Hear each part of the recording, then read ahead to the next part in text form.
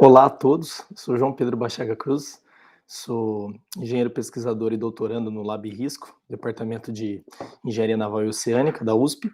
Estou aqui representando alguns outros colegas desse mesmo laboratório, o professor Marcelo, que é meu orientador, a professora Adriana e a Stephanie, a professora Adriana também é da Unesp, e o professor Gilberto e o Edilson, que são do Departamento de Engenharia Mecatrônica e Sistemas Mecânicos, e a professora Idalina, do Departamento de Química, também todos esses da USP.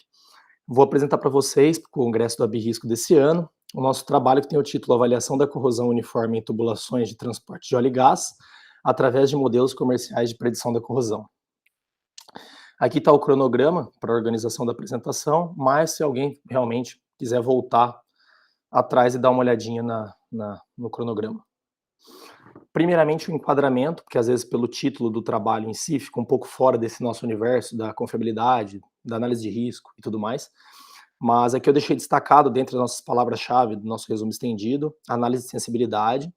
Então, dentro de uma avaliação da corrosão que a gente fez nessas tubulações da indústria de petróleo e gás, a gente tentou analisar a corrosão através de modelos comerciais de predição, e esses modelos a gente realizou análise de sensibilidade exatamente para entender um pouquinho mais quais são as limitações deles e como que a gente pode usar ele dentro do escopo do nosso projeto.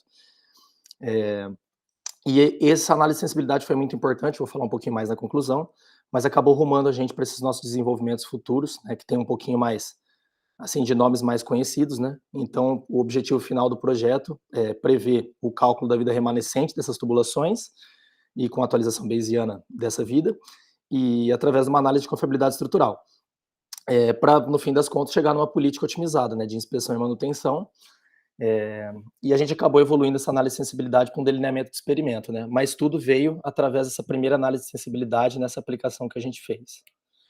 Então, os objetivos desse trabalho, primeiramente, a gente endereçar realmente a discussão acerca da corrosão e principalmente da corrosão interna e uniforme, mostrar o impacto que ela tem para a indústria do petróleo e até para os próprios países, e mostrar como é que é feita a predição dela por esses softwares. Desses softwares, a gente vai falar um pouquinho da classificação, quais são os parâmetros que eles utilizam para realizar a predição, e um pouquinho da característica deles, né, brevemente, e depois a gente vai aplicá-los em casos práticos, operacionais da literatura, e essa comparação deles, junto com a análise de sensibilidade dos modelos, permitiu rumar a gente para aqueles desenvolvimentos futuros que eu já preferi endereçar no começo para fazer uma introdução melhor. Agora uma descrição, vocês aqui são os tópicos necessários para o entendimento do nosso resumo estendido em si. Vou começar pela corrosão, corrosão interna uniforme em tubulações de equipamentos submarinos. Primeiramente, uma definição da corrosão por si só, né? A corrosão é um processo indesejado, então, de degradação, e ela ocorre de forma natural, ou seja, quando eu digo natural, quer dizer que a termodinâmica está a favor dela, né? E ela degrada esses metais, transformando-os em produtos de corrosão.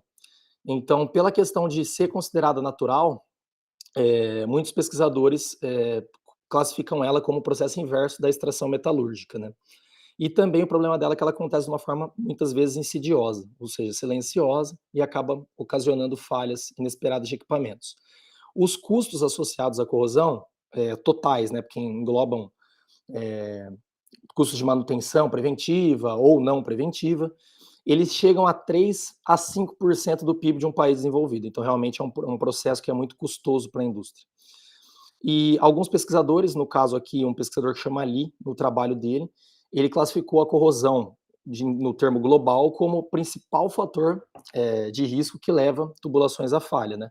Aí, se você olhar, por exemplo, base de dados como o ORIDA, você vai achar lá essa falha caracterizada como vazamento dessas tubulações.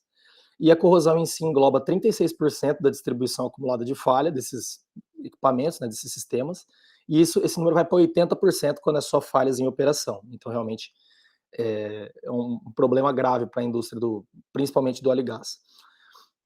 E a corrosão, está falando o termo mais geral, mas a corrosão, ela tem vários mecanismos diferentes, que são bem distintos entre eles, mas para as aplicações da indústria do óleo e gás, a gente vai acabar focando, né, o nosso projeto teve um enfoque principal na corrosão interna uniforme, visto que ela é de maior incidência e impacto, né?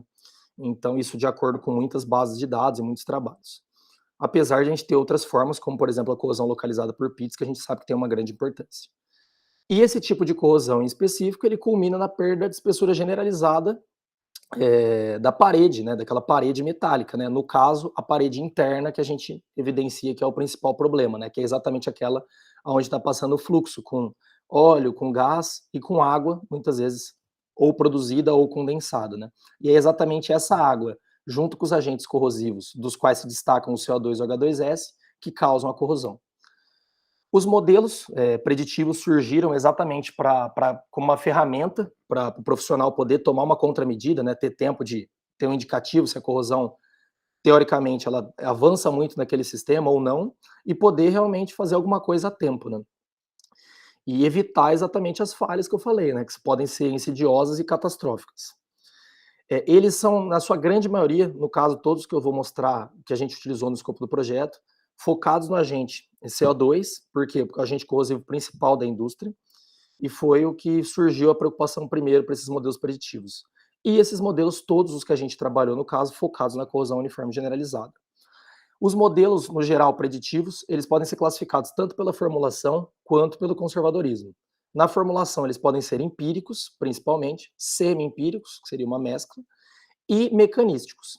Os empíricos são baseados em regressões, então, sejam dados laboratoriais, sejam dados de campo, e essas regressões, assim, fazem um modelo que, por sua vez, geralmente é mais simples, e ele tem mais problema para extrapolações, né? Ou seja, fora daquele range daqueles dados, ele tem esse problema. Para isso, vem surgindo muitos modelos mecanísticos, que realmente ele quer olhar para o sistema, olhar para os fundamentos físico-químicos daquele sistema, e, tipo, através da manipulação daquilo ali, da resolução de equações diferenciais parciais daqueles sistemas, chegar numa predição da corrosão mais assertiva, né? Então, os modelos, ultimamente, têm rumado muito para a questão do mecanístico. E, quanto à questão do conservadorismo, é uma classificação um tanto quanto qualitativa, mas, assim, para os casos da indústria de óleo e gás e para as condições operacionais vigentes que a gente costuma ver, tem-se uma classificação mais ou menos se o modelo é um pouco mais conservador ou um pouco menos, e também de acordo com as suposições e com as premissas que cada modelo adota na sua modelagem, né? Para o nosso projeto foram adquiridos esses modelos NERSOC e OlhoPredict, eu não vou ter tempo de me ater muito aos detalhes deles, mas estou registrando aqui para vocês, principalmente para se atentar em como que muda tanto os limites de validade e quanto as variáveis de entrada, né? E eles são mais ou menos abrangentes. Primeiramente, o modelo NERSOC, ele é um modelo que só realiza, ele só olha para a corrosão generalizada mesmo, e ele só foca quando o agente corrosivo é o CO2 principal. Ou seja, se tiver impacto já de outros, como H2S, ou ácido acético, ou O2, por exemplo, tiverem um papel importante, esse modelo já não é indicado, né, pela norma dele, que é essa M506. Ele é um modelo empírico, baseado em dados laboratoriais, e ele é considerado conservativo exatamente por esses dados laboratoriais terem sido feitos em um único aço, que é esse ST52, e ele se apresenta muito mais suscetível à corrosão do que os aços que a indústria de petróleo normalmente utiliza, que são a PI5L. Isso vai ficar evidenciado nos casos práticos mais à frente. E, além disso, ele não considera a cobertura superficial pelo óleo, ou seja, ele considera que se existe a presença de água, que é importantíssima, essencial para acontecer a corrosão, ele considera que se tem água, essa água está em contato com a parede, ou seja, dá valores mais conservativos, sendo ele o mais conservativo dos nossos modelos. Aqui está a tabela do NERSOC, no qual eu peço principalmente para quem for votar no vídeo para se atentar à questão dos limites de validade, que vai mudar bastante de um modelo para o outro. E aqui na questão eu estou colocando só a tabela direta, ou seja, através desses dados aqui você já pode obter a taxa de corrosão, mas lembrando que tanto tensão de cisalhamento na parede da tubulação quanto pH, existem modelos em separado que realizam o cálculo desses parâmetros através de outras variáveis de entrada. Isso para todos os modelos acontece. E o modelo OLI já é um modelo mecanístico, ou seja, como eu disse, ele vai pegar esse sistema, olhar para os aspectos físico-químicos, que no caso, modelagem termodinâmica daquele fluxo multifásico que está passando ali, a eletroquímica da corrosão, ele vai modelar, ver se vai formar a película que protege essa superfície ou não, e através de todas essas modelagens separadas, né, resolver isso por métodos de elementos finitos, ele vai conseguir chegar num valor de taxa de corrosão também. Ele permite modelagem de diferentes tipos de fluxos, superfícies, geometrias, ou seja, tipo, ele não aceita só, não é igual o outro que é baseado só no tipo de aço, ele na verdade apresenta várias ligas que ele aceita como entrada, eu vou mostrar mais para frente a tabela delas, e ele deixa você colocar como entrada muito mais do que só o CO2, então ele deixa você colocar tanto para a parte gasosa, aquosa ou petróleo, você modelar a parte química do jeito que você achar adequado para o seu sistema. Além de poder modelar outros tipos de fluxo, né, que não um fluxo multifásico ali numa tubulação. Né. Ele não tem uma classificação muito certa, mas como ele, em questão de conservadorismo, mas como ele tem a questão da cobertura superficial pelo óleo não considerada, igual o Norsoc, então ele é considerado conservador, mas um pouco menos que o Norsoc. E ele também dá insights sobre a corrosão localizada por pits, que apesar de não ser o foco, a gente sabe que ela acontece, e em muitos sistemas acaba sendo problema, então ele dá esse insight a mais também. Aqui está a tabela de entrada deles, nas quais eu destaco exatamente a composição química das fases, que você pode dar entradas o mais diversas possíveis, alguns parâmetros iguais, como temperatura e pressão, e aqui você também vê que já tem algumas variáveis aqui que, na verdade, ele vai usar exatamente para outros tipos de cálculo, no caso, para poder calcular o pH também. E, como eu disse, você tem todas essas 29 opções de superfícies para você achar que aqui se assemelhe mais ao seu sistema, né, à sua tubulação. Ou, às vezes, nem só tubulação, né, porque ele permite você modelar outras coisas.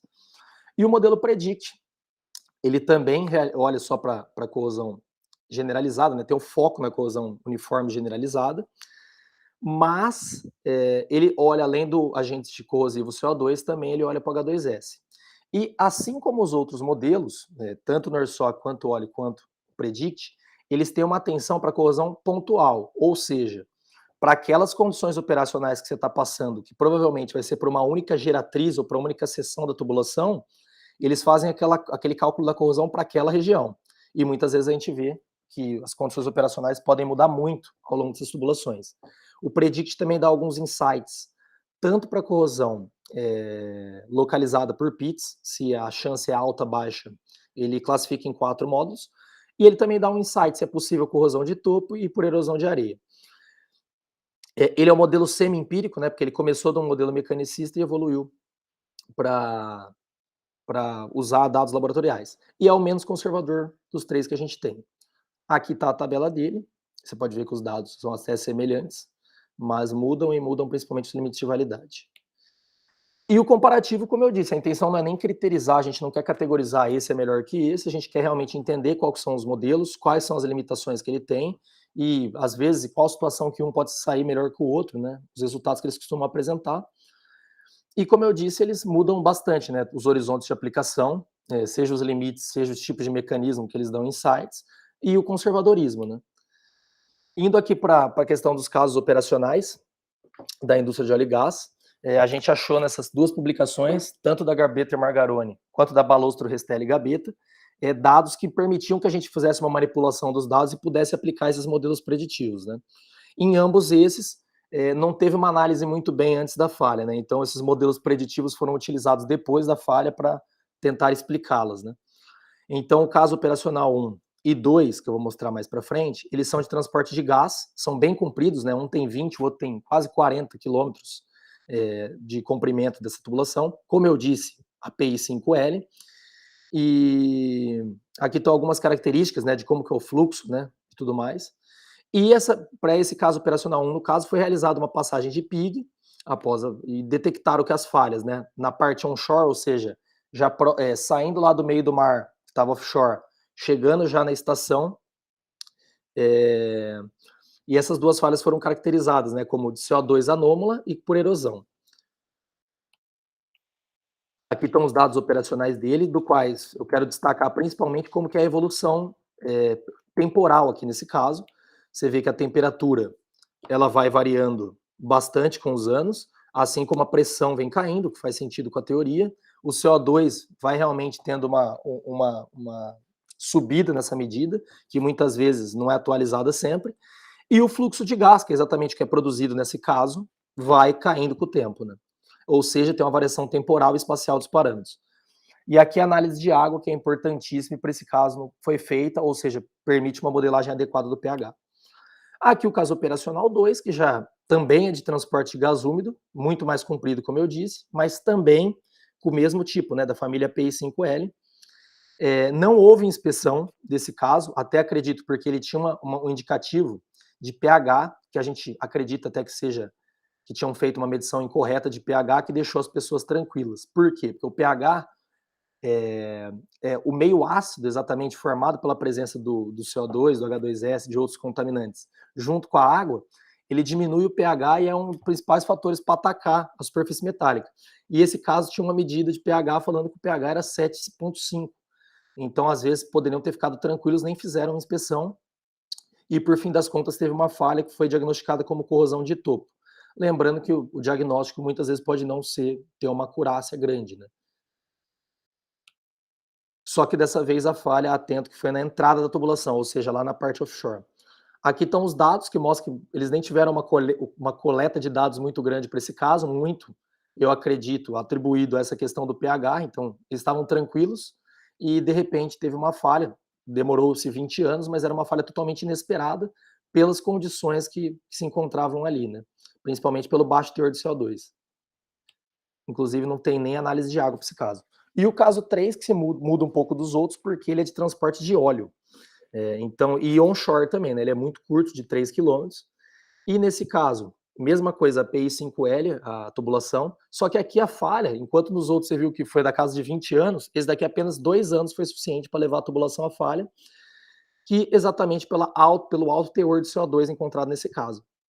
Essa daqui foi diagnosticada exatamente falha por CO2, e a inspeção feita após essa falha, que acredito que era bem eminente, mas não foi analisada anteriormente, constatou 2,7 milímetros por ano de perda de espessura generalizada na tubulação, né? O que explica muito a falha, visto que a espessura é de 6,5 milímetros, ou seja, em 2 anos, mais de 5 milímetros consumidos da tubulação no geral. Aqui estão os dados, no qual eu destaco existe a presença do óleo, e a gente teve que calcular, né, porque era um caso que faltava alguns dados, e a gente também vê aqui aí embaixo a questão da análise de água, que nos permitiu um cálculo de boa acurácia do pH. A gente vê que nem evoluiu muito, não deu nem tempo da pressão e temperatura mudarem muito, né, assim como o fluxo de óleo não teve uma mudança tão brusca, porque realmente a falha foi em apenas 2 anos.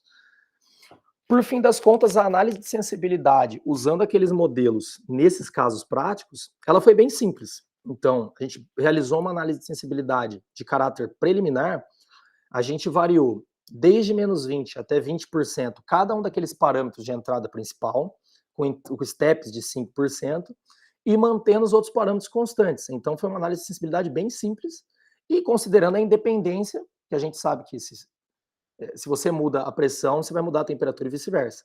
Mas a gente considerou a independência desses parâmetros para essa análise preliminar, e ela, apesar de muito simples, ela já conseguiu nos guiar para aqueles desenvolvimentos futuros que eu já citei, e ela indicou para a gente, junto com essa aplicação dos modelos nesses casos práticos, as limitações principais que esses modelos têm, rumando a gente para o desenvolvimento futuro, exatamente, né? Porque ela nos mostrou qual eram os pontos fracos dos modelos. Aqui estão os resultados, nos quais eu mostro primeiramente que aquela ordem de conservadorismo acabou sendo respeitada. A gente vê que a corrosão também, principalmente no caso 1, que tem mais dados, a gente vê uma evolução temporal da corrosão, só que a gente vê que para o caso 1 e 2, a gente realmente tinha valores considerados baixos, né, por esses modelos, principalmente pelo NORSOC, que é um valor, que é um modelo bem conservativo. Enquanto a gente vê que o Predict deu 0 para o caso 1 e 2, considerando que não era um problema de corrosão generalizada. O que, pelo diagnóstico, parece que foram outros tipos de corrosão, mas, logicamente, nunca dá para ter uma certeza.